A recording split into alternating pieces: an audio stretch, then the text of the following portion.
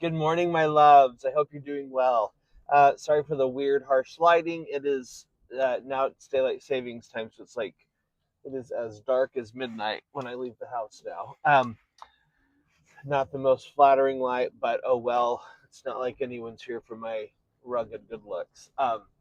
So the other day, I had a few thoughtful um, commenters post on another um, video I did asking for some thoughts about relationships.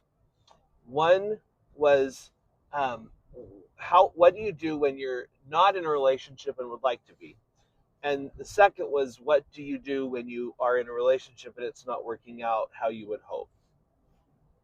So I've thought a lot about this. I'm certainly not a relationship expert, um, but I have been married 33 years, and I, my family, people I'm with, generally have long-term marriages, like lifetime marriages.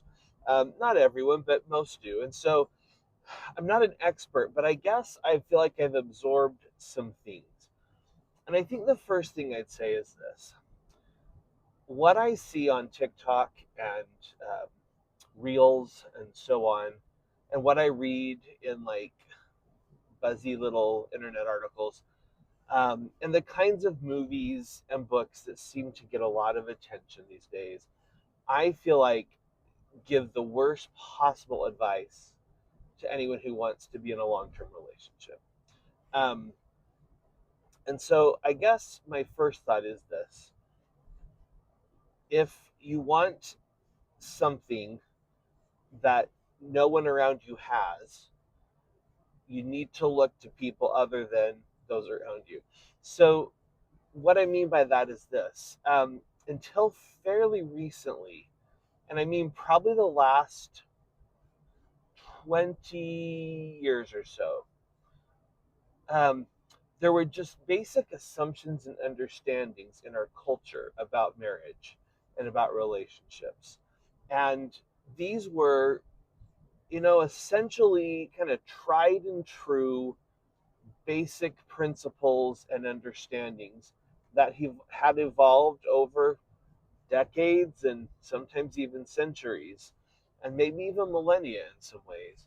Um, these started to become, I don't know, unraveled and changed. And here's what happens: I've noticed a lot of times people will come up, they'll see a problem, they'll see something that isn't right or good or optimal, and it's just the classic kind of throw the baby out with the bathwater. Instead of saying, "Oh, I wonder how we could tweak and reform this," it's sort of like we're just going to throw this entire thing out. And then later on, people realize, "Oh, actually, there was a reason that this was so." I just feel like there's a lot of things that were understood in earlier generations and even fairly recently. So I guess the first thing I'd say is make sure you take advice only from people who have what you want, um, and tune out advice from people who um, don't have what you want.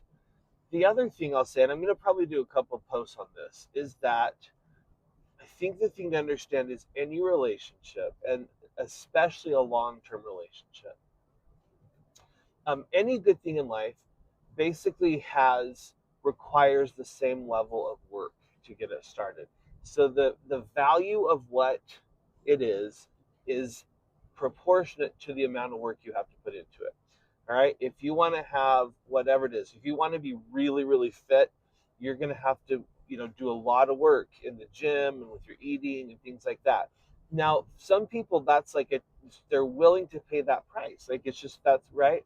Um, if you want to have an advanced degree, or if you want to be a doctor, you're gonna have to go to medical school. It's going to take a lot of time and effort. Or if you want to be like the vice president of your company or the CEO, like you're going to have to put in a lot of hours. We just understand that in general, but I feel like we don't understand that in relationships. So any relationship, and the longer term it is, the more work it is going to be. And when I say work, I really mean work. And I also mean struggle. Um, It's learning to live with someone in the long term requires enormous effort on both parties. Um, in order to become united and, kind of be one, I don't know, one heart, two bodies with one heart, that just takes a lot of time. Even if you love each other and you're committed, um, there's just no way two different human beings can learn to live together in love and peace and harmony without a lot of struggle. And that's okay. Like, there's nothing wrong with that. But the struggle is the way in relationships. Okay, now, how do you know if it's a good struggle or a bad struggle? Excellent question. I'm going to try to talk about that another time. All right, I'm trying to keep these not too long. Anyway, think about those principles, and I'll be back to talk about a few more. Love you all. Have a wonderful day. Bye bye.